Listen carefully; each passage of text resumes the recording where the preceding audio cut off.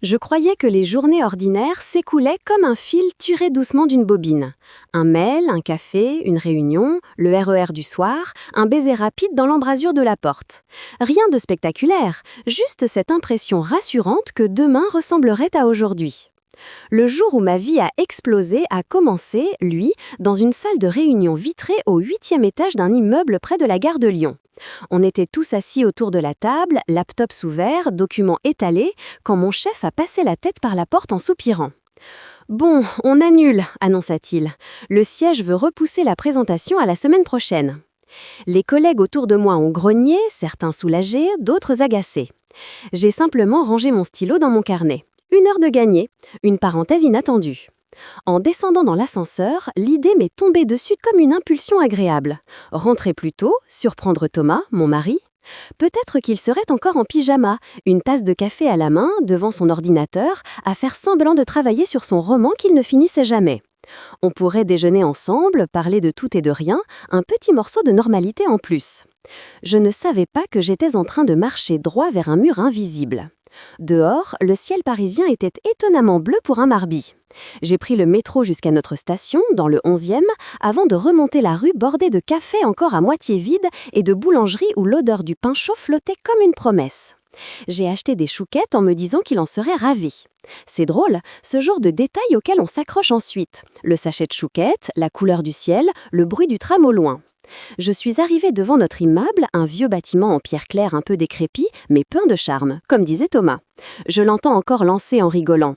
On est dans le vrai Paris, là, pas dans les cartes postales. Mon trousseau de clés a tinté quand je les ai sorties de mon sac. La cage d'escalier sentait le produit d'entretien citronné. Tout était normal, banal, rassurant, jusqu'à ce que j'ouvre la porte de l'appartement. Dès le seuil, quelque chose a sonné faux. D'abord, il y avait cette chose impossible, le sac à main de ma mère posé sur le banc d'entrée. Son sac à main, le célèbre cabas en cuir rouge qu'elle trimballait partout depuis des années, comme une extension d'elle-même. Ma mère ne se séparait jamais de son sac, jamais. Je me suis figée.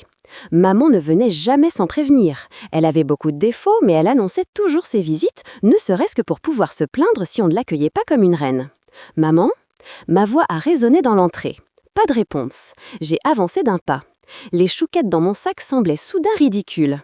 Il y avait 2 verres à vin sur le plan de travail de la cuisine. L'un d'eux encore à moitié rempli. Rouge. À 11h du matin.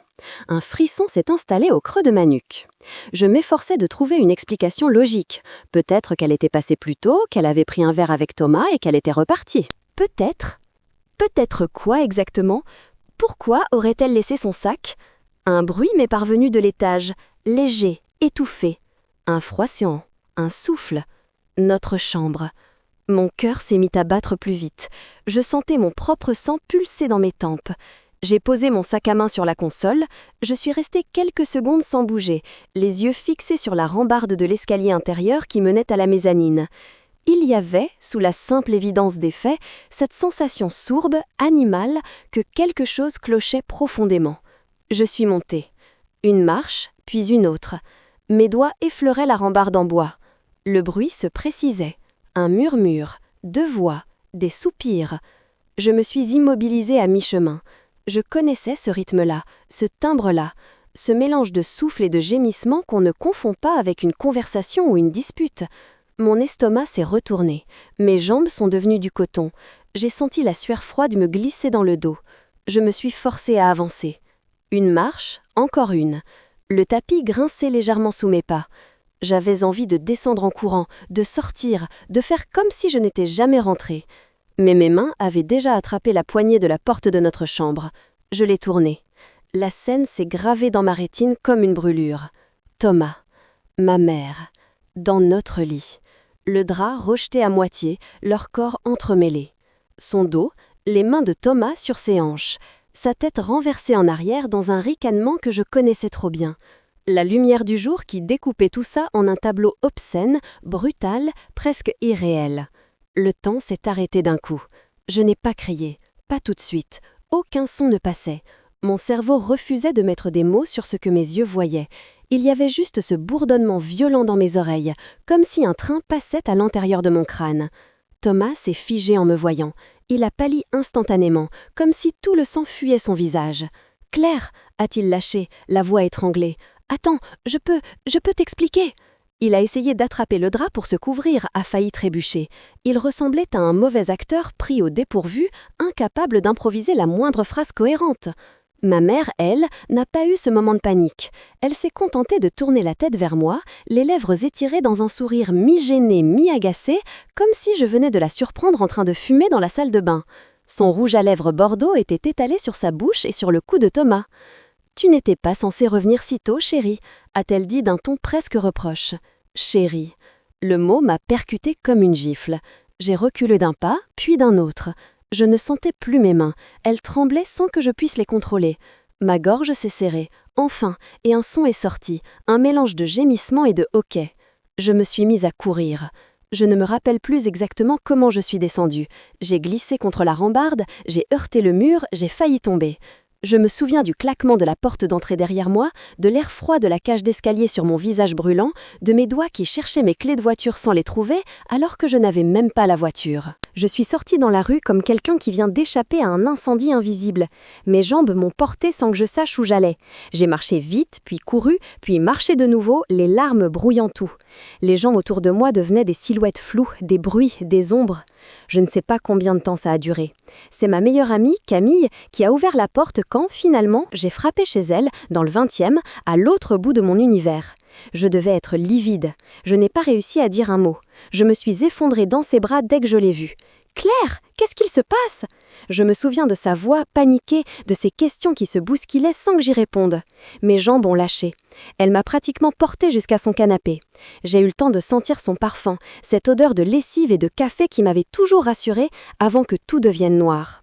Quand j'ai rouvert les yeux, la lumière avait changé. J'étais allongée dans la petite chambre d'amis de Camille, sous une couette bleu marine. J'avais mal partout, comme après une longue maladie. Pendant quelques secondes, j'ai cru avoir fait un cauchemar. Puis l'image s'est imposée de nouveau, nette, implacable. Le rouge à lèvres de ma mère, la peau de Thomas, leur corps, mon lit. J'ai senti mon cœur se serrer si fort que j'ai cru qu'il allait s'arrêter. Une main s'est posée sur mon épaule. Camille, assise sur le bord du lit, me regardait avec une inquiétude profonde. « Tu es réveillée ?» dit-elle doucement. « Tu m'as fait peur. Tu t'es évanouie dans l'entrée. » Ma gorge était sèche. Combien de temps ? Quelques heures. Elle me tendit un verre d'eau. « Bois. » Je me suis redressée difficilement. Le moindre mouvement me donnait l'impression d'avoir pris un choc frontal. Mes yeux ont dérivé vers la table de chevet. Mon téléphone.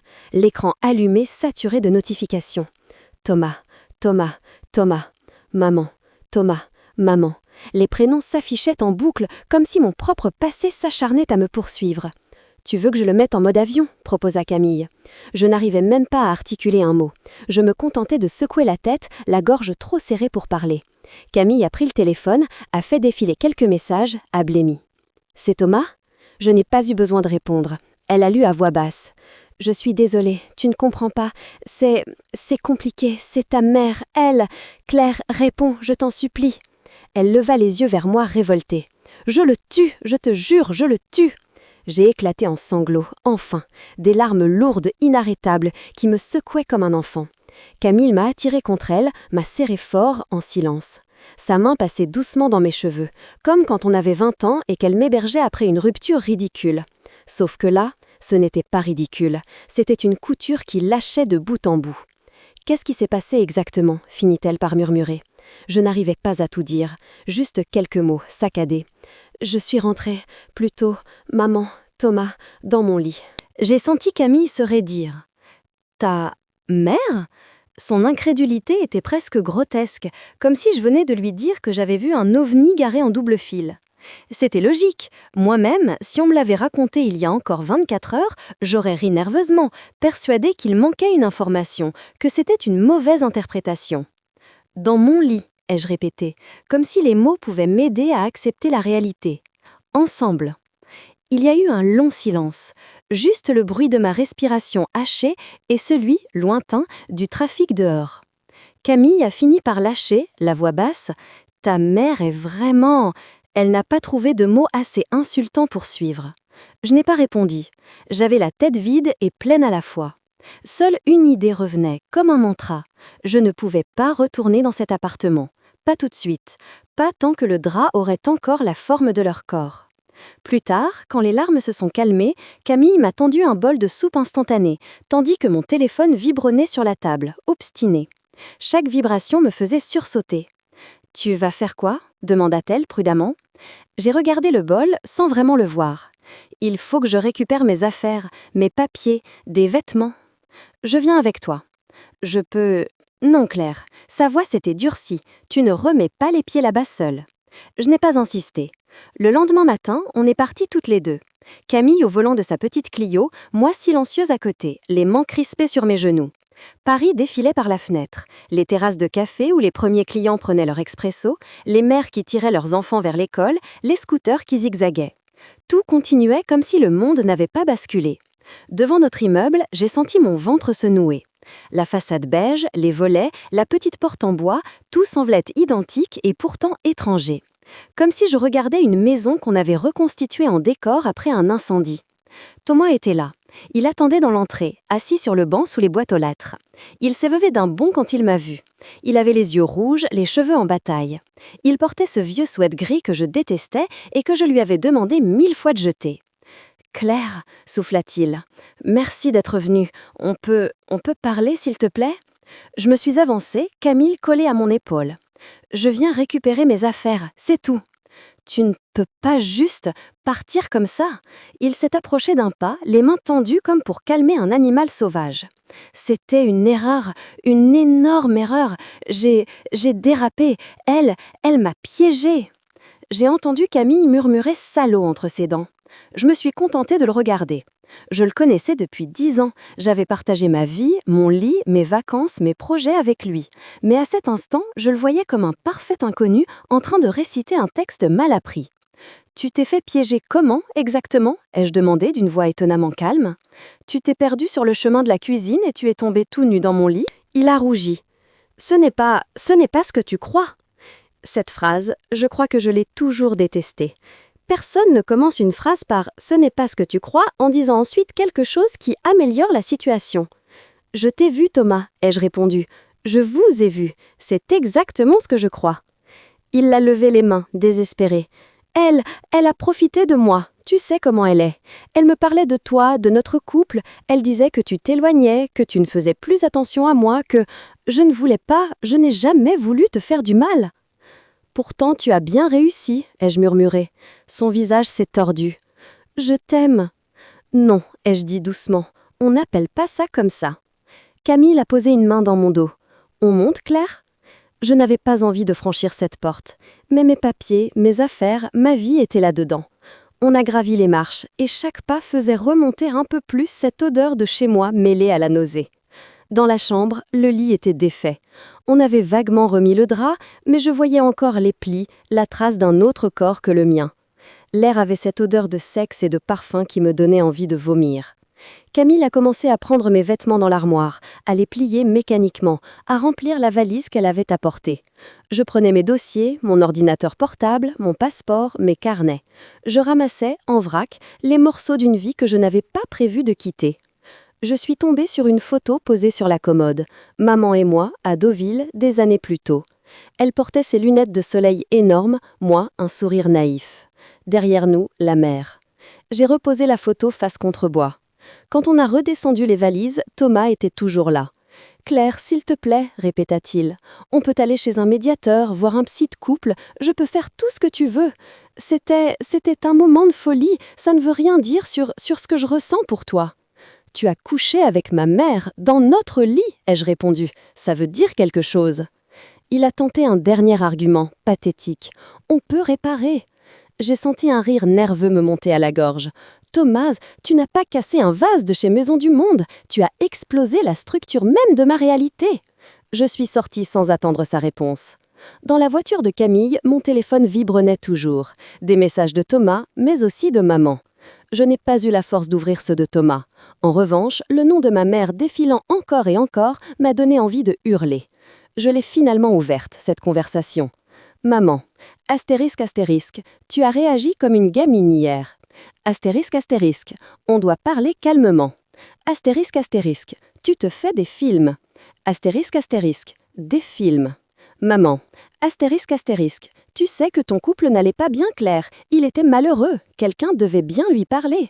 Astérisque astérisque, des phrases parfaitement calibrées pour me culpabiliser. Toute mon enfance tenait là-dedans. Tu exagères, tu inventes, tu dramatises. Le dernier message m'a donné la nausée.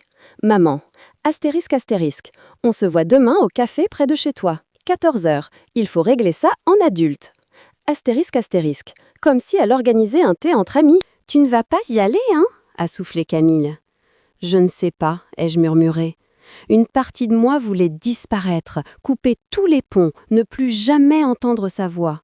L'autre, celle dressée sous sa coupe depuis toujours, savait déjà que j'irais. Parce que je n'avais pas encore compris que je pouvais refuser, que je pouvais dire non à celle qui avait décidé, depuis ma naissance, de ce qui était raisonnable, acceptable, mature.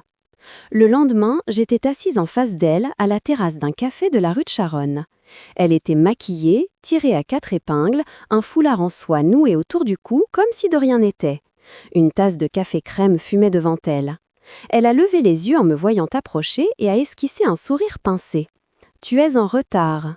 C'était sa première phrase après ce qu'elle avait fait. J'ai pris une inspiration, me suis assise lentement. « Tu ne voulais pas me dire quelque chose ?» ai-je demandé. Elle s'est penchée en avant, l'air agacée. « Ce qui s'est passé hier, tu as tout de suite sauté aux conclusions, comme d'habitude. » J'ai cru que je n'avais pas bien entendu. « Aux conclusions ?» Tu es entrée à un mauvais moment, a-t-elle poursuivi, baissant un peu la voix. Tu as un tempérament dramatique, Claire. Tu vois toujours les choses en noir. T'aurais pu nous laisser au moins le temps de nous expliquer. J'ai cligné des yeux. Je me suis revue, sur le pas de la porte, les mains tremblantes. Je me suis revue, descendant l'escalier, la vision du drap froissé dans la tête. Et elle osait parler de mauvais moments. Tu étais dans mon lit, avec mon mari, ai-je dit, lentement, comme à une enfant. Qu'est-ce qu'il y avait à expliquer ? Elle soupira comme si je la fatiguais. Tu fais une fixette sur le lit, ce n'était pas prémédité. On a bu un peu de vin, on a parlé de toi, de votre couple qui bat de l'aile depuis des mois. Depuis quand, ai-je coupé ? Elle a haussé les épaules. Tu le vois bien, tu es constamment au travail, stressée, froide. Tu ne veux pas l'admettre, mais tu l'as délaissée. Cette phrase-là, elle ne l'a pas inventée sur le moment. C'était un vieux refrain, adapté à la situation. Si quelque chose casse, c'est forcément de ta faute. Donc tu t'es dit quoi exactement, ai-je demandé ? Que coucher avec lui allait sauver mon mariage ? Elle a levé les yeux au ciel. Ne sois pas vulgaire, ce n'est pas aussi simple que ça. Tu ne comprends pas encore comment fonctionne la vie de couple, tu crois que la fidélité suffit. J'ai eu un rire nerveux. Quelques clients aux tables voisines ont tourné la tête. « Tu sais ce que je crois, maman ?» ai-je répondu. « Je crois que tu ne supportes pas qu'on ne te regarde plus, que tu as toujours voulu être au centre et que cette fois, tu as décidé de l'être dans mon lit. » Ses yeux se sont durcis. « Tu parles n'importe comment, tu es hystérique. » Le mot est tombé entre nous comme une pierre. Hystérique, le label qu'elle m'avait collé adolescente quand j'osais protester.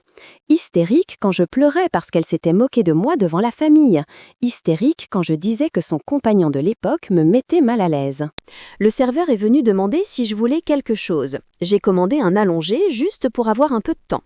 « Ce que je te propose, reprit ma mère en remuant sa cuillère avec agacement, c'est qu'on arrête cette comédie. Tu reviens chez toi, tu parles avec Thomas, on met en place une thérapie de couple si tu veux, mais tu arrêtes de me faire passer pour la mauvaise dans cette histoire. T'as couché avec mon mari, ai-je répété, m'entendant presque détachée de ma propre voix. Si ce n'est pas la mauvaise, c'est quoi ? Elle a posé sa cuillère avec un cliquetis sec. J'ai été là pour lui quand tu ne l'étais plus, c'est ça la vérité.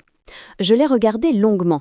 Je crois que c'est à ce moment-là que quelque chose a commencé à se fissurer, pas seulement dans notre relation, mais dans l'image que j'avais d'elle depuis toujours.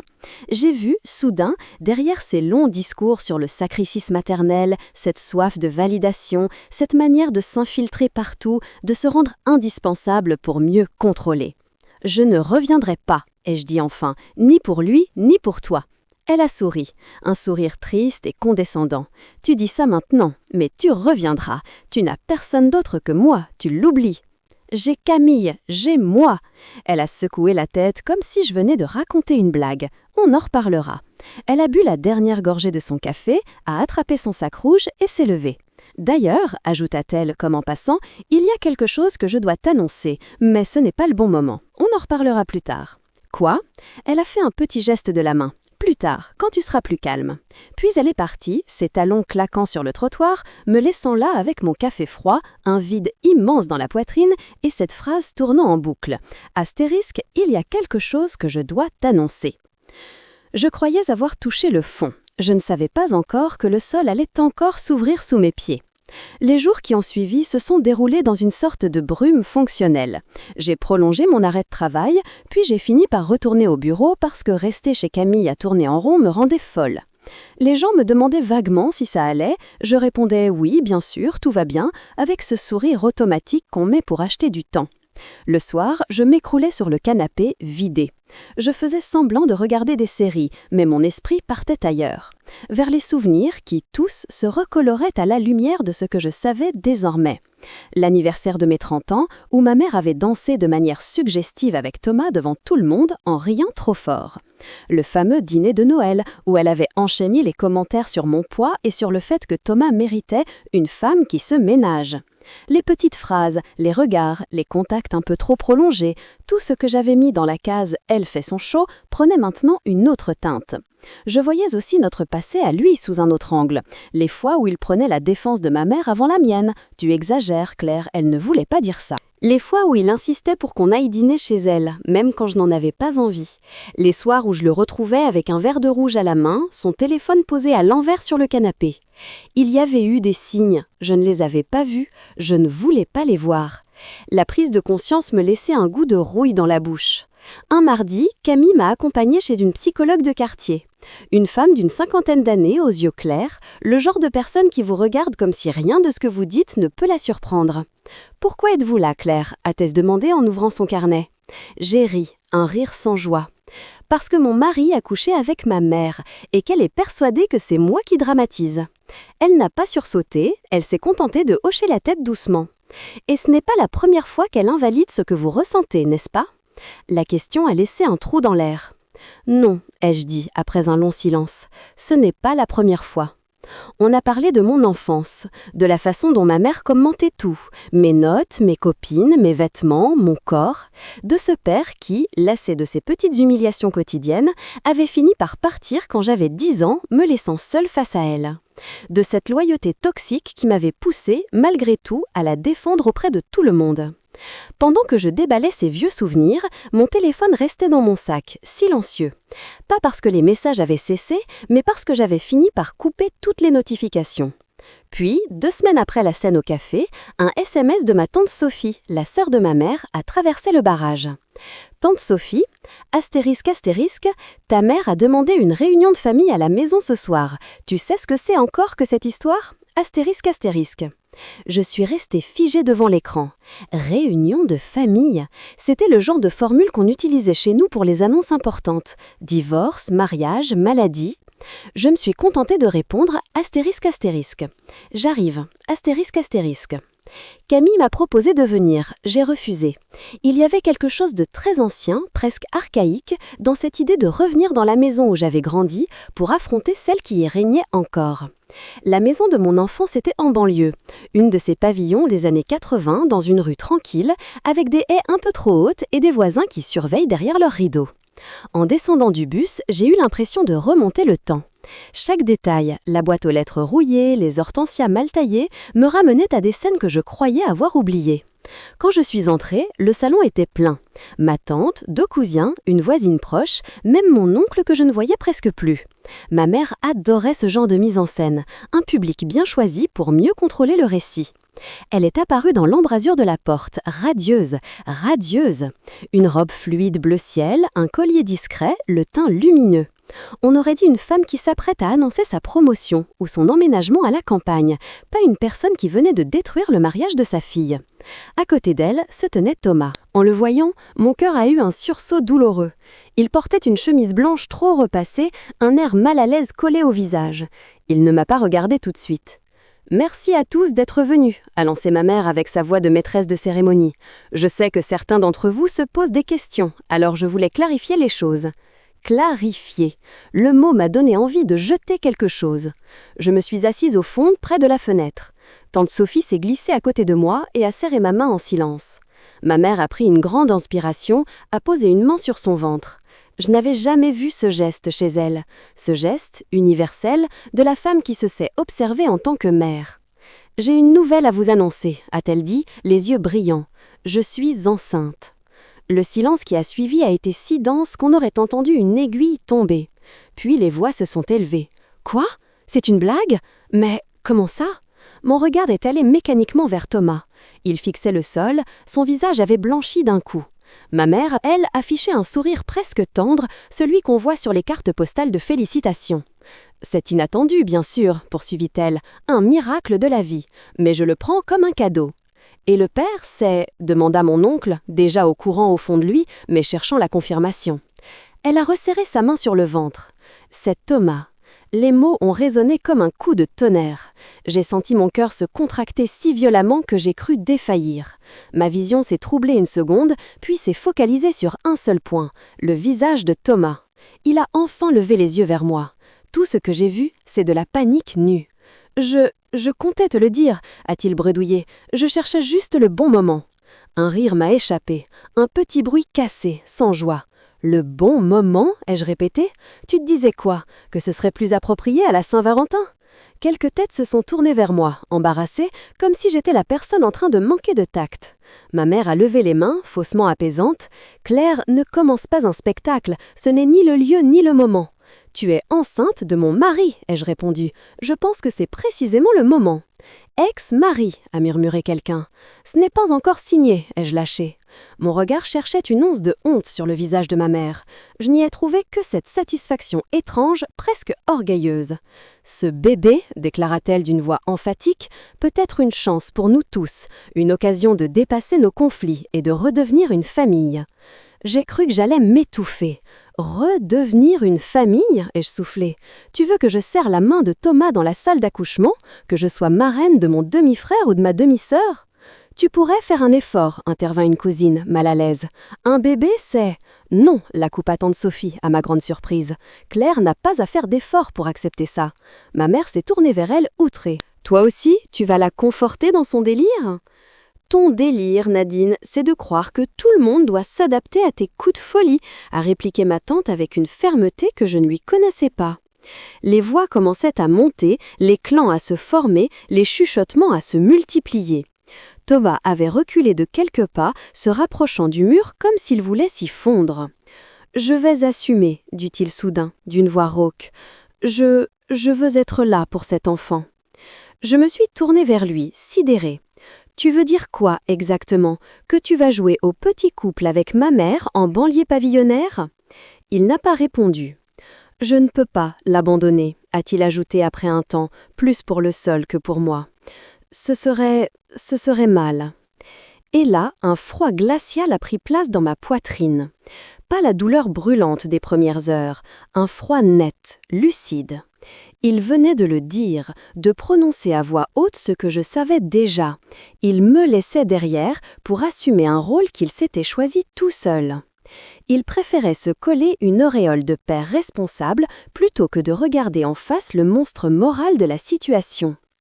Ma mère s'est approchée de lui, a posé sa main sur son avant-bras avec un air protecteur. « Tu es un homme bien, Thomas. » J'ai senti la nausée monter. « Je suis désolée, ai-je murmuré. « Non, en fait, je ne le suis pas. Je vous laisse à votre miracle. » Je me suis levée, mes jambes tremblaient, mais elles me portaient. J'ai traversé le salon, les visages choqués, les chuchotements. J'ai entendu ma mère lancer derrière moi d'une voix forte pour le public « Tu fuis toujours, Claire, comme ton père. » Je me suis retournée une dernière fois. « Je ne fuis pas, ai-je répondu, je me sauve. » Je suis sortie en laissant la porte d'entrée claquer derrière moi. Dehors, il faisait déjà nuit. Les lampadaires éclairaient faiblement la rue. L'air sentait le froid et les cheminées. Je me suis arrêtée sur le trottoir, le temps de reprendre mon souffle. Mon téléphone a vibré dans ma poche. Un message de Thomas. Astérisque, astérisque, je suis désolée. Astérisque, astérisque. Je l'ai supprimé sans le lire jusqu'au bout. Le lendemain, j'étais à nouveau assise en face de ma psychologue. « Comment vous sentez-vous » m'a-t-elle demandé. « Vide » ai-je répondu, et en même temps, étrangement lucide. Qu'est-ce qui est devenu plus clair pour vous? Je l'ai regardé un long moment avant de répondre.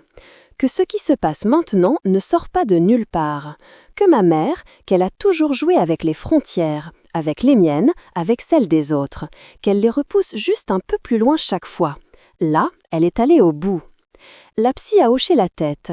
Et vous, où placez-vous vos frontières? J'ai pensé aux messages, aux appels, aux demandes. À ma mère qui exigeait que je revienne dans le giron familial. À Thomas qui se présentait en pénitent digne de compassion. Je n'en sais rien encore, ai-je avoué, mais je sais que je ne peux plus les laisser décider à ma place. J'ai changé de travail quelques semaines plus tard. Pas de manière spectaculaire, non. J'ai simplement accepté un poste dans une autre agence, un peu plus loin, un peu plus anonyme. Je me suis trouvé un studio à moi, dans un quartier où aucun d'eux n'avait de souvenir. La vie a commencé à se réorganiser autour de petites routines, le café au comptoir le matin, le marché du dimanche, les textos avec Camille, les séances de psy. À l'intérieur, c'était encore le chaos. Mais à l'extérieur, il y avait ces gestes répétitifs qui me donnaient l'illusion d'un ancrage. Je n'avais pas parlé à ma mère depuis la fameuse réunion. Thomas, lui, avait continué à envoyer des messages, de temps en temps. Astérisque, astérisque, elle est insupportable. Astérisque, astérisque, astérisque, astérisque. Je ne peux rien faire de bien. Astérisque, astérisque, astérisque. Elle me reproche tout. Astérisque, astérisque, astérisque.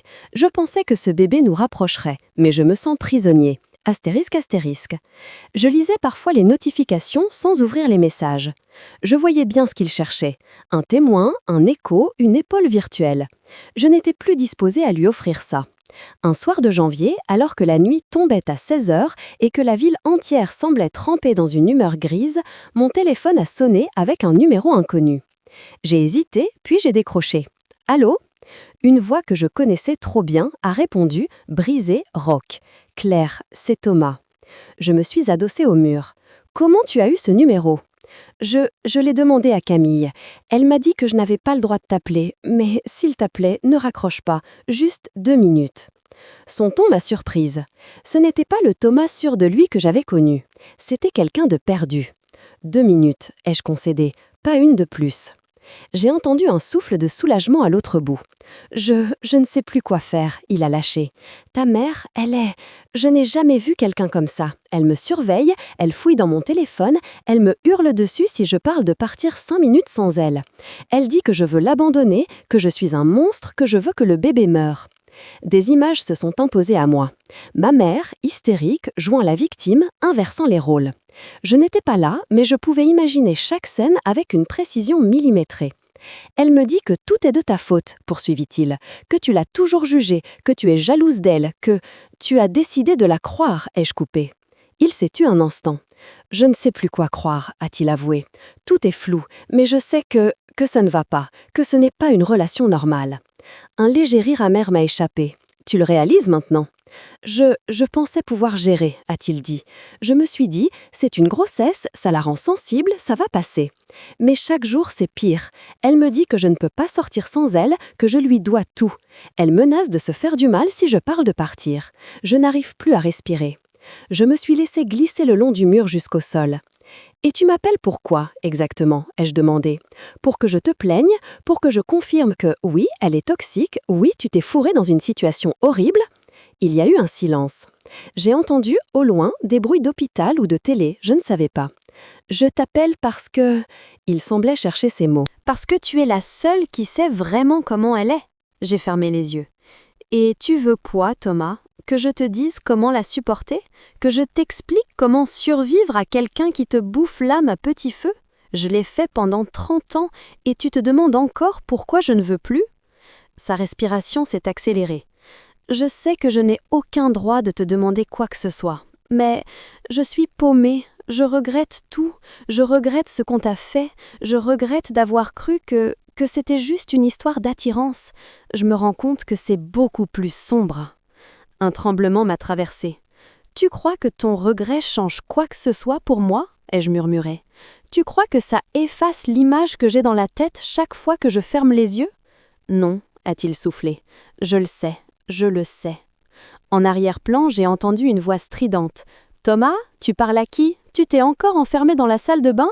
Ma mère. Même à travers le téléphone, sa voix m'a glacée. Je dois raccrocher, a murmuré Thomas. Elle va. La ligne a coupé.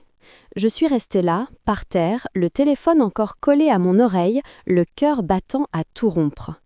Une part de moi aurait voulu courir chez lui, chez elle, le tirer de là, le sortir de la toile qu'elle avait tissée autour de lui. Une autre part, plus calme, plus froide, savait que ce n'était pas mon rôle, que je ne pouvais pas être la bouée de sauvetage de quelqu'un qui m'avait coulé. Les semaines ont continué à s'écouler. Ma vie se consolidait petit à petit autour de ce nouveau décor. Je parlais moins d'eux en thérapie, je parlais de moi, de mes envies, de mes peurs, de ce que je voulais construire après. Puis, un soir de mars, alors que la pluie martelait ma fenêtre et que je m'apprêtais à me faire des pâtes, mon téléphone a vibré avec un numéro familier. Mais pas celui que j'attendais. Tante Sophie. Claire, sa voix était tendue. Ta mère est à l'hôpital. Elle a fait un malaise. Un frisson glacé a traversé ma nuque. Qu'est-ce qui s'est passé ? Elle est à la maternité de l'hôpital public, là, à côté de chez elle. Ils disent que le bébé va peut-être arriver plus tôt que prévu.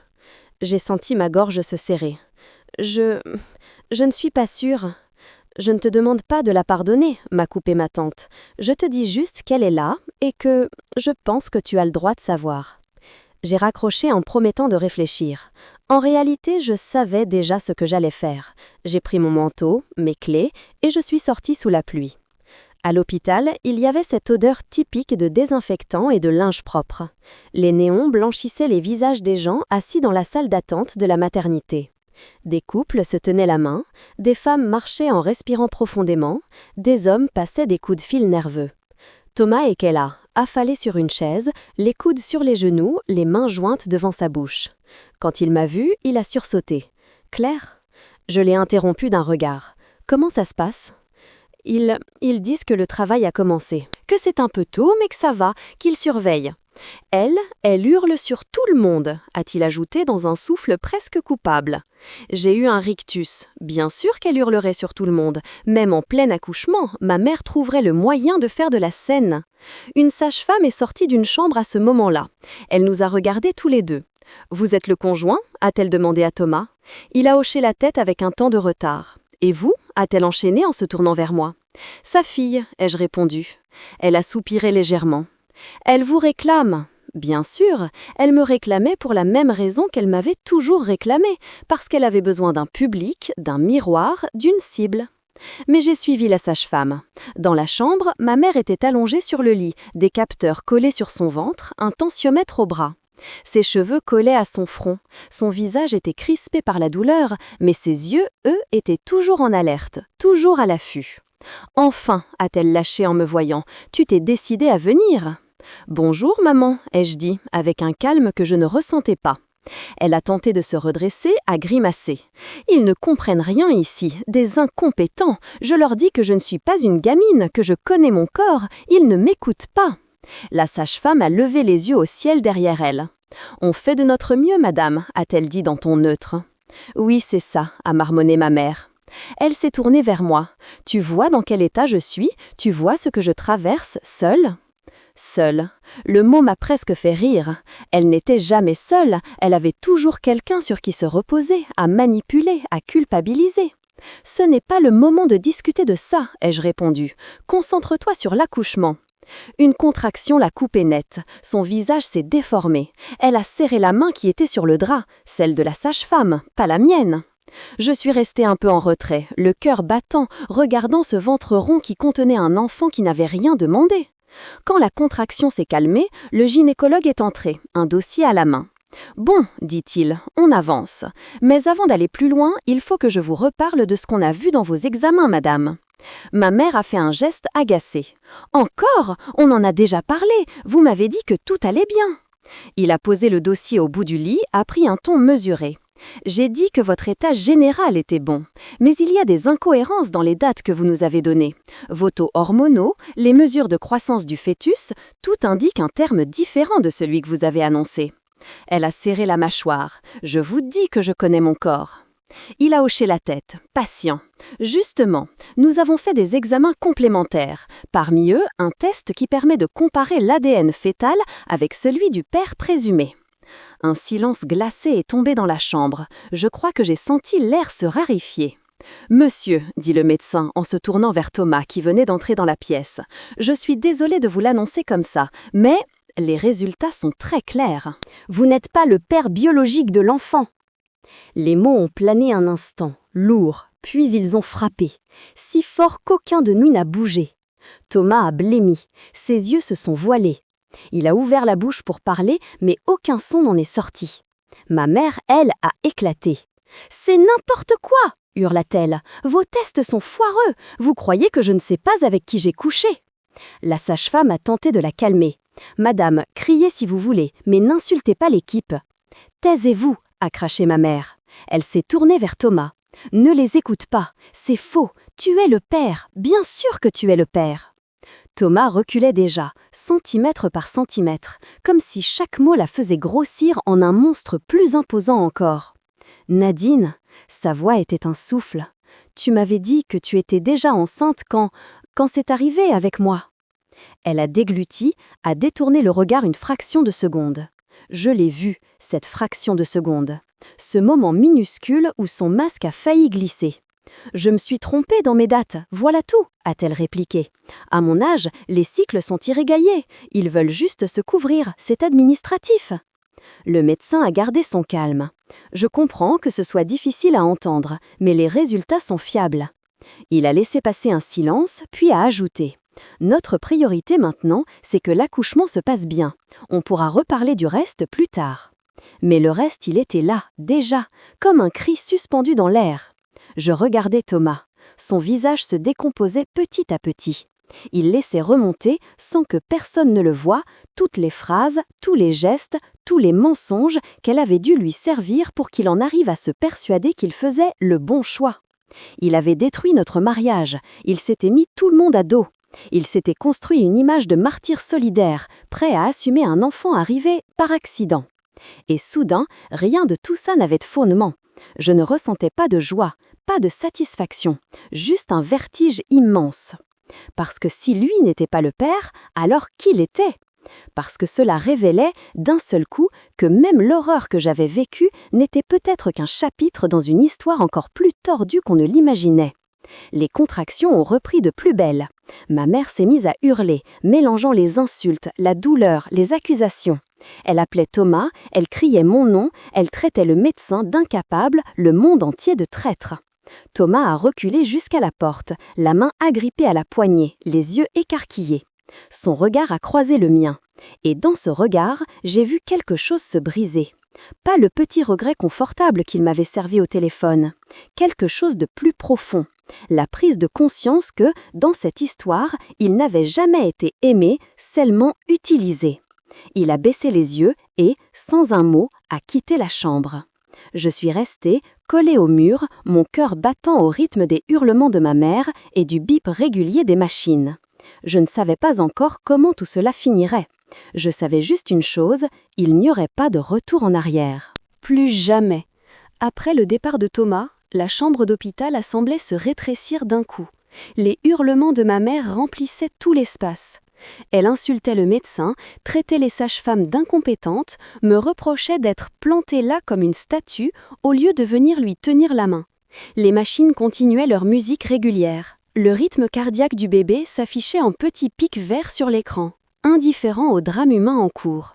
Je me tenais toujours près du mur, les bras croisés, comme si je m'accrochais à moi-même pour ne pas tomber.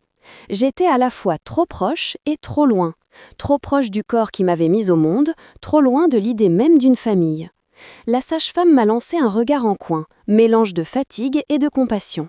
« Vous n'êtes pas obligé de rester, vous savez », a-t-elle murmuré en s'approchant de moi. Je l'ai regardée, les yeux secs d'épuisement. « Je sais.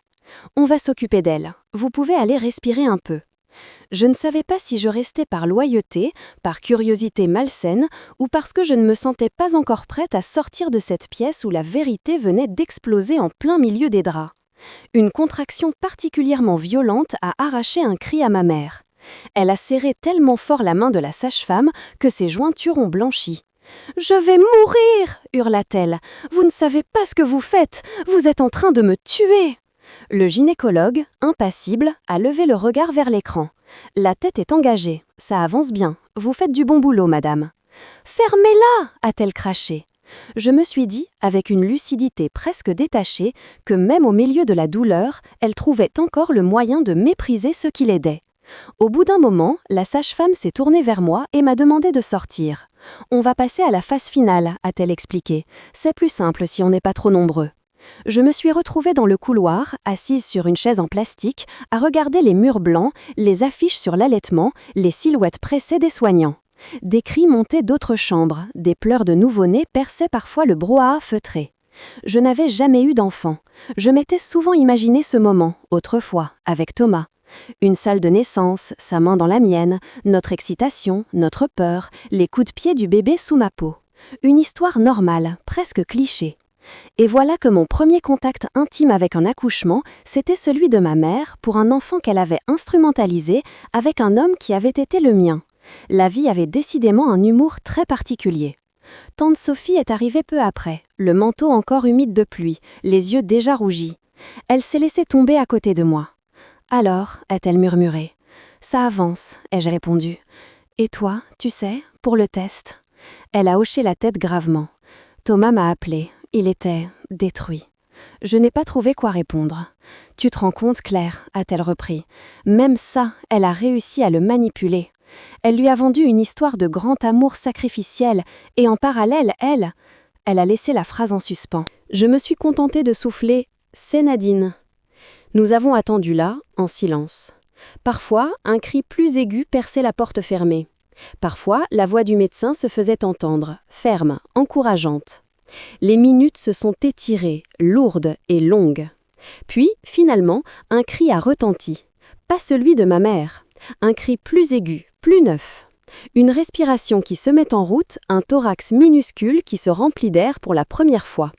La porte s'est ouverte. La sage-femme est sortie, un sourire fatigué aux lèvres. « Un petit garçon » a-t-elle annoncé. « Il va bien. Votre mère aussi. Enfin, physiquement. » Le ton qu'elle avait mis sur ce « physiquement » m'a arraché un sourire sans joie. « On peut le voir » a demandé tante Sophie. « Dans quelques minutes, on le nettoie, on vérifie 2-3 choses et on vous l'amène. » Je n'ai pas dit un mot. Un garçon. Mon demi-frère. Mon... rien. Un enfant arrivé au monde au milieu d'un théâtre de mensonges. Un quart d'heure plus tard, une auxiliaire de puériculture est venue avec un petit berceau transparent. À l'intérieur, enveloppé dans une couverture blanche, un bébé minuscule au bonnet bleu reposait, le visage fripé, les yeux fermés. Il était si petit, si dérisoire face au chaos qui l'attendait. « Vous voulez le prendre » m'a demandé l'auxiliaire en me regardant. Je me suis reculée instinctivement. « Non. » Elle a semblé surprise. « Vous êtes... » « Sa fille » est intervenue tante Sophie en désignant ma mère à travers la vitre de la chambre. Mais elle, ce n'est pas... Elle n'a pas fini non plus. Je me suis contentée de secouer la tête. Je ne veux pas le prendre. Pas par rejet du bébé lui-même, il n'y était pour rien. Juste parce que je savais, au fond de moi, ce que ce geste signifierait aux yeux de ma mère. Une brèche, une ouverture, un signe de faiblesse dans la forteresse que j'essayais de construire. Je ne pouvais pas lui offrir ce symbole. L'auxiliaire a hoché la tête, un peu décontenancée, et a laissé ma tante glisser une main dans le berceau. « Bonjour toi » a murmuré Sophie avec une tendresse infinie. Elle au moins avait encore ce réflexe-là intact. On m'a laissé entrer quelques minutes dans la chambre ensuite. Ma mère était allongée, pâle, les cheveux collés, mais avec ce sourire satisfait que je redoutais. Comme si la douleur qu'elle venait de traverser lui donnait encore plus de légitimité pour exiger, réclamer, manipuler. « Tu l'as vu » a-t-elle demandé dès que j'ai franchi le seuil. « Il est magnifique, hein ?» J'ai regardé le berceau. Le bébé bougeait vaguement une main, comme s'il chassait un rêve. Je l'ai vu, ai-je répondu. « Tu ne veux pas le porter ?» Elle semblait presque vexée. « C'est ton frère ?» « Non. » Elle m'a dévisagée furieuse. « Tu es pathétique, Claire. Tu te prives toi-même de choses pour me punir. » « Je ne te punis pas, maman. Je me protège. » Une lueur de panique a traversé son regard. Un éclair minuscule, mais visible. « Tu ne vas pas couper les ponts juste parce que tu n'arrives pas à gérer tes émotions. Il faut que tu grandisses un peu. Tu as une responsabilité maintenant. » « Laquelle ? » « Ton frère. Il va avoir besoin de toi. » Je l'ai regardé, incrédule. « Tu couches avec mon mari ? Tu tombes enceinte d'un autre homme ? Et tu oses me parler de responsabilité ? Elle a serré les dents. Tu n'oublieras jamais rien, c'est ça? Tu vas me faire payer jusqu'à ma mort? Tu as choisi de me faire ça, ai-je répondu. Je choisis, moi, de ne plus jouer ton jeu. Je me suis sentie soudain vidée. Je ne voulais pas aller plus loin avec elle. Pas dans cette chambre, pas avec ce bébé endormi qui n'avait rien demandé. Je me suis tournée vers la porte. Où va aller le père? Ai-je quand même demandé, presque malgré moi. Elle a détourné le regard, fixe sur le berceau. Ce ne sont pas tes affaires. Bien sûr, je suis sortie sans me retourner. Les jours suivants, l'hôpital a pris le relais. Ma mère est restée hospitalisée, surveillée, choyée, par une équipe qui n'avait aucune idée du champ de ruines émotionnelles qu'elle laissait derrière elle. Tant mieux, ce n'était pas leur rôle de savoir. Thomas, lui, avait disparu du décor. Tante Sophie m'a appris, quelques jours plus tard, qu'il avait rendu les clés de la maison de ma mère, récupéré ses quelques affaires et qu'il s'était installé provisoirement chez un collègue quelque part dans le 93. Il était blanc comme un linge, m'a-t-elle dit. On aurait dit qu'il venait de sortir d'une secte. Je n'ai pas cherché à le voir. Je n'en avais ni la force ni l'envie. Ma mère est rentrée chez elle avec le bébé une semaine plus tard. Elle n'a pas cherché à m'appeler tout de suite. Je crois qu'elle espérait que je ferais le premier pas, que je viendrais voir mon frère, que je me glisserais naturellement dans un rôle d'auxiliaire maternelle non rémunéré. Je ne l'ai pas fait.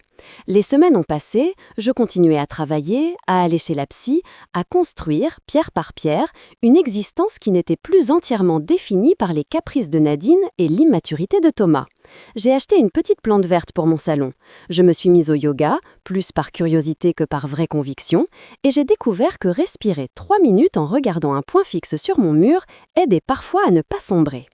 Un matin de printemps, alors que je rangeais des dossiers au bureau, un mail de l'état civil a atterri dans ma boîte. Une notification automatique. Ma demande de divorce avait été enregistrée, le délai de réflexion touchait à sa fin, une date d'audience au tribunal de grande instance de Paris était fixée. Ça m'a fait un drôle d'effet. Le divorce, c'était ce mot abstrait qu'on prononce facilement dans les séries, mais qui, dans la vraie vie, signifie des formulaires, des signatures, des rendez-vous avec des juges en robe noire. C'était aussi un mot qui m'éloignait définitivement de cette image de moi que j'avais construite. La femme mariée, presque rangée, qui suivait le tracé normal d'une vie de classe moyenne à Paris. Je suis sortie fumer une cigarette que je n'avais pas envie de fumer. Je regardais les gens passer en bas de l'immeuble, les touristes avec leurs plans, les lycéens blasés, les cadres pressés. Personne ne savait qu'à cet instant, ma vie prenait administrativement une nouvelle forme. Le soir même, le nom de Thomas est apparu sur mon téléphone. Je ne sais pas pourquoi j'ai décroché cette fois-là. Peut-être parce que la date de l'audience rendait tout plus concret. Peut-être parce que j'avais envie d'entendre de sa bouche ce qu'il était devenu. Allô ? Claire, merci. Merci de répondre. Sa voix avait changé. Elle était plus grave, plus lente. Il parlait comme quelqu'un qui a enfin pris conscience du poids des mots. « Qu'est-ce que tu veux ?» ai-je demandé. Je voulais te dire que j'ai signé tous les papiers. Je ne veux pas compliquer les choses. Je ne mérite pas de les compliquer. D'accord, c'est bien. Il y a eu un silence. On entendait, en fond, le bruit lointain d'une télé.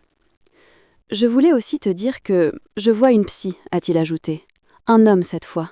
Il m'aide à comprendre comment j'en suis arrivée là. Comment j'ai pu accepter tout ça. Je n'ai pas répondu. Je ne voulais pas lui offrir le moindre encouragement. Pas parce qu'il ne méritait pas de se soigner, mais parce que je ne voulais pas redevenir son point d'appui moral. « Je ne t'appelle pas pour que tu me pardonnes », a-t-il continué, comme s'il devinait ce que je pensais. « Je sais que ce n'est pas possible. Je voulais juste te dire que tu n'es pas folle, que tout ce que tu as ressenti avec ta mère, tout ce que tu m'as dit, tu avais raison. Elle m'a retourné le cerveau. » Un mélange de tristesse et de colère a traversé ma poitrine. « Il t'a fallu quoi, exactement, pour t'en rendre compte ?» ai-je soufflé. « Le test ADN, les cris, les menaces ou le fait que tu as tout perdu ?» Il a expiré lentement. Tout ensemble. « Et le bébé ?» ai-je demandé malgré moi. « Il va bien ?» Oui, enfin, physiquement, il va bien. Je l'ai vu 2 fois. Nadine ne me laisse pas beaucoup l'approcher. Elle dit que je n'ai aucun droit sur lui, que je ne suis qu'un lâche. Elle m'insulte devant lui. J'ai fermé les yeux. C'est toi qui as choisi de lier ta vie à la sienne, Thomas.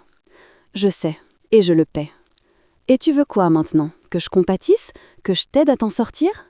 Non, a-t-il murmuré.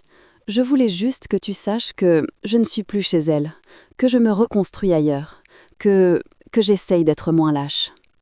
Il y avait quelque chose dans sa voix qui ne sonnait plus comme la plainte habituelle. C'était plus simple, plus nu. Ça ne changeait rien à ce qu'il avait fait, mais c'était une information, rien de plus. Bonne reconstruction alors, ai-je fini par dire. Mais ne m'appelle plus, Thomas, ni pour te plaindre, ni pour te confesser. Nous n'avons plus rien à faire l'un avec l'autre. D'accord, a-t-il soufflé. Merci d'avoir répondu quand même. La ligne a coupé. Je suis restée un moment à hésiter, puis j'ai bloqué son numéro. Non pas par haine, mais par nécessité. Il y a des choses qu'on doit fermer définitivement pour pouvoir respirer.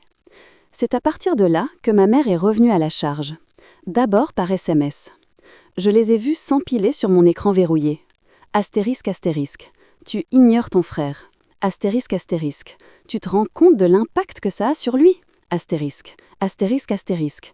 Il ressent que tu le rejettes. Astérisque, astérisque, astérisque.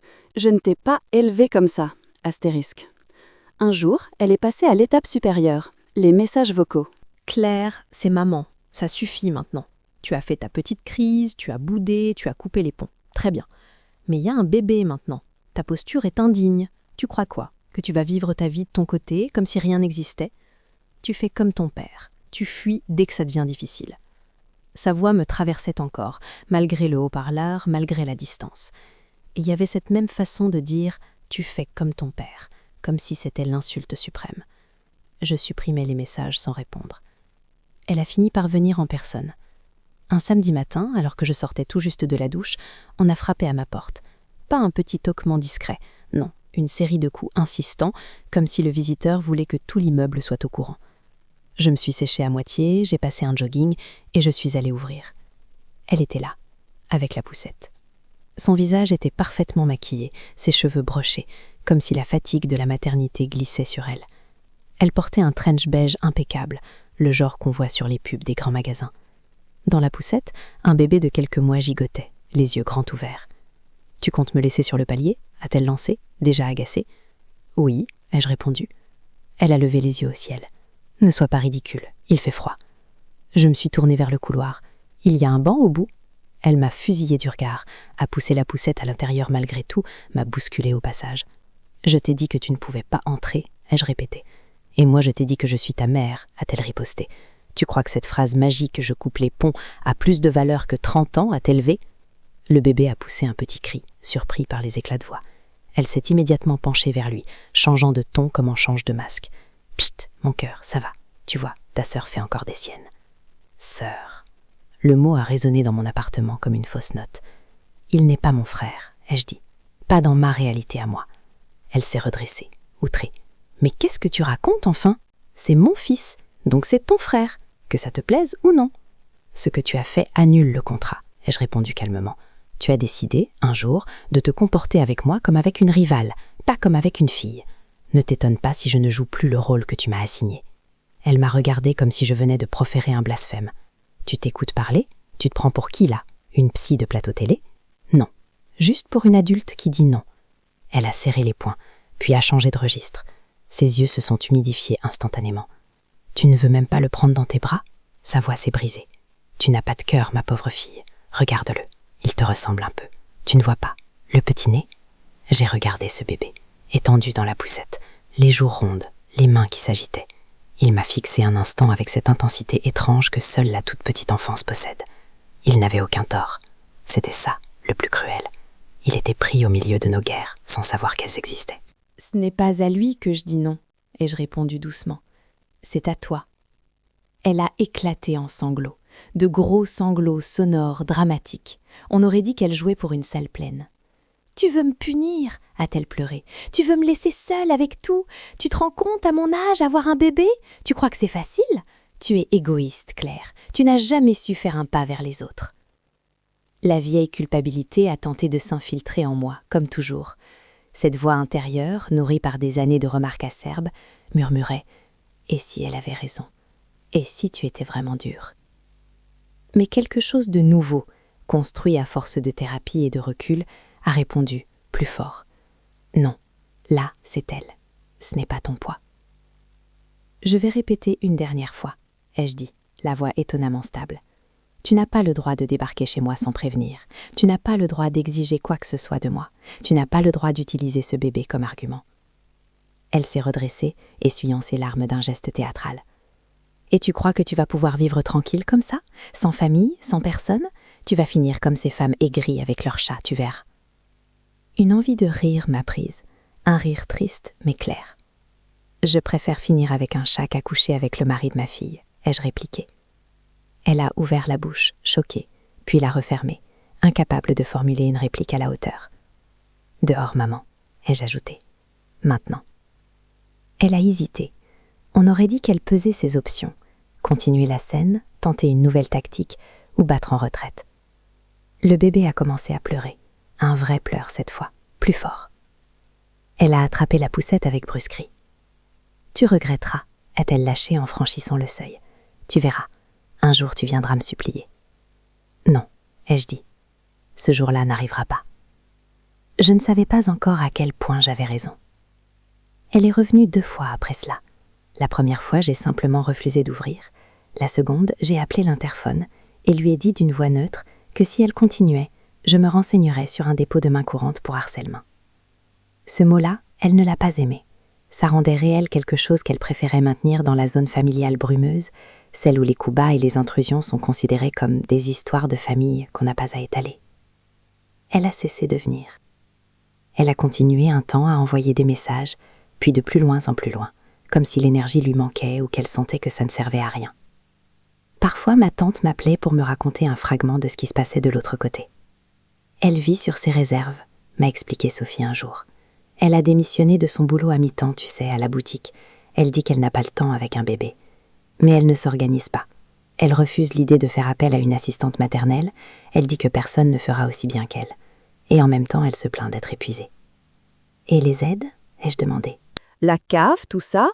Elle veut bien l'argent, mais sans les contraintes. Elle envoie bouler les assistantes sociales qui essaient de l'aider. J'ai soupiré. Toujours la même chanson. Demander, exiger, rejeter. Et le père biologique, ai-je risqué? Ma tante a hésité. Rumeur de voisinage, mais je crois qu'il y a un gars dans le lotissement, divorcé, qui passe de temps en temps. Un type un peu paumé, d'après les voisines. Je ne sais pas si c'est lui, mais je n'ai pas voulu en savoir plus. Ce qui se passait là-bas, dans ce pavillon de banlieue, ne m'appartenait plus.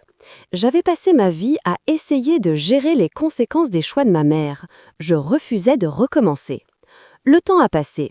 L'été est arrivé, avec sa chaleur lourde sur les toits de Paris, ses touristes qui se baignaient dans les fontaines, ses terrasses bondées jusqu'à tard dans la nuit. J'ai pris pour la première fois de vraies vacances seule, sans mari, sans famille. Une semaine à Marseille, chez une collègue qui me prêtait son studio, à regarder la mer, à marcher sur le vieux port avec un cornet de glace à la main, à me rendre compte que l'horizon pouvait exister sans être bridé par les murs du passé. Le jour de l'audience au tribunal est arrivé aussi.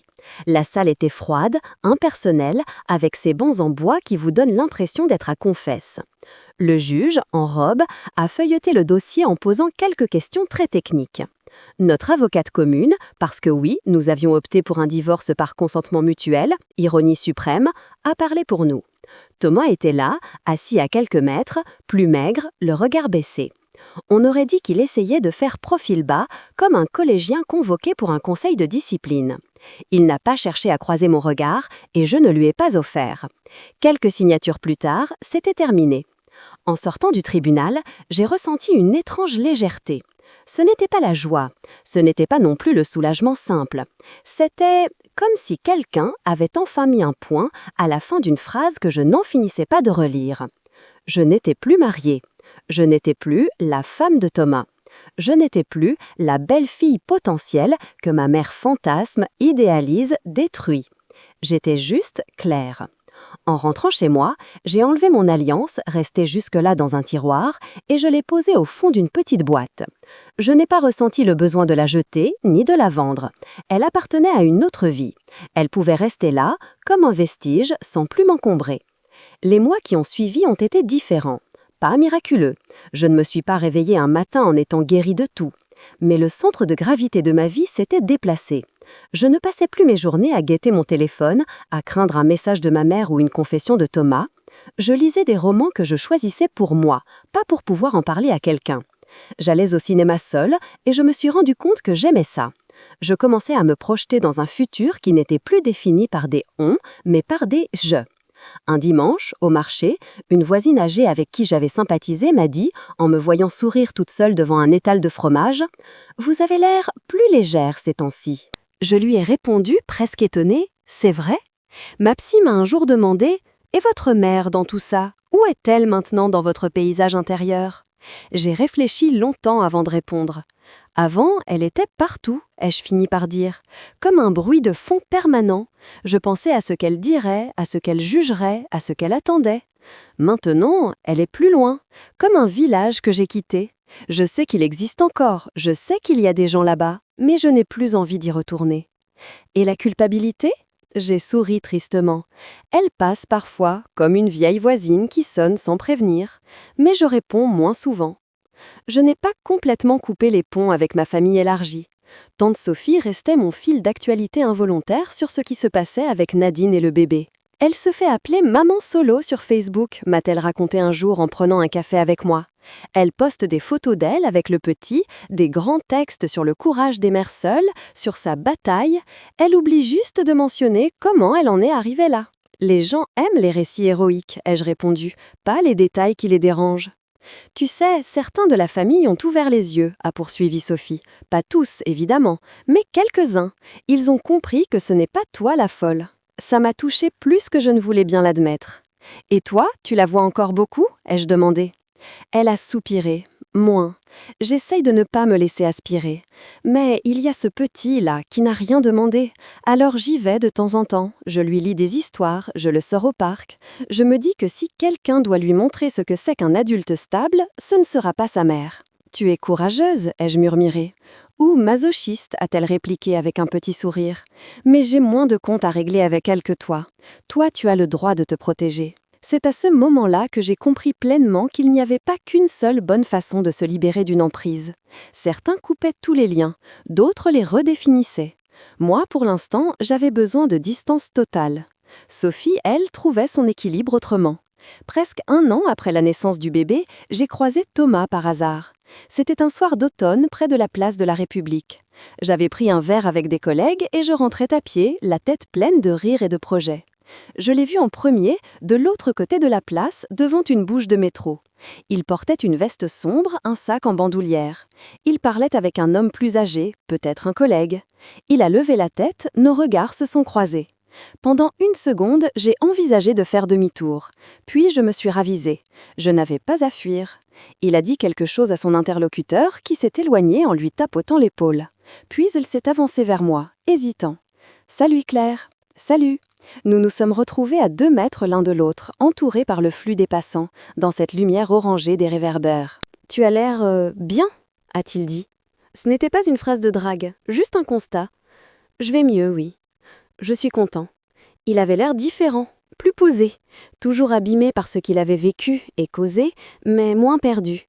« Et toi ?» ai-je demandé par politesse. « Tu t'en sors ?» Je travaille, je fais de la formation maintenant, dans une petite boîte. Je n'écris plus. Il a eu un sourire gêné. C'était un peu ma grande excuse pour ne rien affronter. Je n'ai pas commenté. Je vois mon fils de temps en temps, a-t-il ajouté, en évitant de prononcer le prénom. Nadine ne peut pas m'empêcher complètement de le voir, légalement. J'ai pris un avocat. Ce n'est pas parfait, mais c'est quelque chose. Tant mieux, ai-je simplement répondu. Un silence s'est installé. On entendait un groupe de jeunes rire derrière nous, des vélos passer, le bruit d'un saxophone au loin. « Je ne vais pas t'embêter longtemps », a repris Thomas. « Je voulais juste te dire merci. » J'ai froncé les sourcils. « Pourquoi ?» Pour avoir été la première, sans le savoir, à me montrer que ce que je vivais avec ta mère n'était pas normal. Je ne l'ai pas entendu à l'époque. Je te traitais je ne sais même plus, d'exagérée, de dure, de fille ingrate. Mais tu avais raison. Et je voulais que tu saches que je le sais maintenant. Ses yeux étaient sincères. Ce n'était pas une tentative de rattraper quoi que ce soit, juste une vérité tardive. Je le savais déjà au fond, ai-je répondu, mais l'entendre ne fait pas de mal. Il a esquissé un léger sourire. Bon, alors, bonne soirée Claire, bonne vie. Toi aussi Thomas. Nous nous sommes éloignés chacun de notre côté. Je ne me suis pas retournée, pas par mépris, mais parce que je n'en ressentais pas le besoin. Un soir d'hiver, des mois plus tard, j'étais chez moi, une tasse de tisane dans les mains, un plaid sur les genoux, à regarder les lumières de la ville par la fenêtre. La radio diffusait en fond une vieille chanson française que ma mère adorait. Je me suis surprise à la fredonner sans ressentir cette boule dans la gorge qui, autrefois, accompagnait tout ce qui me rappelait elle. Mon téléphone a vibré. Un message de ma tante. Tante Sophie, astérisque astérisque, ta mère parle de vendre la maison. Elle dit qu'elle est trop fatiguée. Le petit va avoir 3 ans, elle ne tient plus le rythme. Astérisque astérisque. Je suis restée un moment à regarder ces lignes. Astérisque astérisque. Et vous deux? Astérisque astérisque, ai-je répondu. Astérisque astérisque. Tu vas bien? Lui va bien? Astérisque astérisque. Elle m'a écrit qu'il allait souvent chez une assistante maternelle maintenant, que ça lui faisait du bien, qu'il était vif, curieux, qu'il parlait de plus en plus, qu'il aimait les camions et les histoires de dragons, que parfois il demandait où était son papa Thomas, qu'il ne connaissait pas mon existence ou seulement comme un prénom prononcé avec rancœur. J'ai senti quelque chose se détendre en moi. Je n'avais pas à être dans sa vie pour qu'il aille bien. D'autres adultes, plus stables, s'en occuperaient. Ma responsabilité n'était pas de réparer ce que ma mère avait brisé. Ce rôle-là, j'avais essayé de le tenir trop souvent. Je me suis levée, j'ai ouvert la fenêtre, j'ai respiré l'air froid de la nuit. La tour Eiffel scintillait au loin, ridicule et magnifique à la fois. Les toits de Paris s'étendaient devant moi comme une mer sombre brisée par quelques lumières. Il y avait une époque où j'aurais appelé ma mère pour lui dire à quel point la ville était belle ce soir-là, à quel point je me sentais vivante. J'aurais espéré, peut-être, un moment de complicité, une remarque tendre, un silence partagé. Je savais maintenant que ce moment n'existerait jamais comme je l'avais fantasmé, et c'était enfin acceptable. Je n'avais pas besoin d'elle pour ressentir ça. Je n'avais pas besoin de Thomas non plus. Je n'avais besoin que de moi, de mes 2 pieds sur un parquet un peu grinçant, de ma respiration, de cette certitude tranquille, oui, on m'avait brisé. Oui, on m'avait trahi d'une manière que peu peuvent imaginer. Oui, on avait piétiné des mots comme mère, mari, famille. Mais il restait quelque chose que personne ne pouvait casser à ma place, ma capacité à me reconstruire. Petit à petit, j'avais arrêté de me demander pourquoi. Pourquoi moi? Pourquoi elle? Pourquoi lui? Pourquoi comme ça? Les pourquoi finissaient toujours par se transformer en spirale sans fin. Je m'étais mise à me demander comment. Comment vivre avec ce passé sans qu'il dirige tout? Comment dire non sans trembler? Comment choisir les gens qui auraient une place dans ma vie?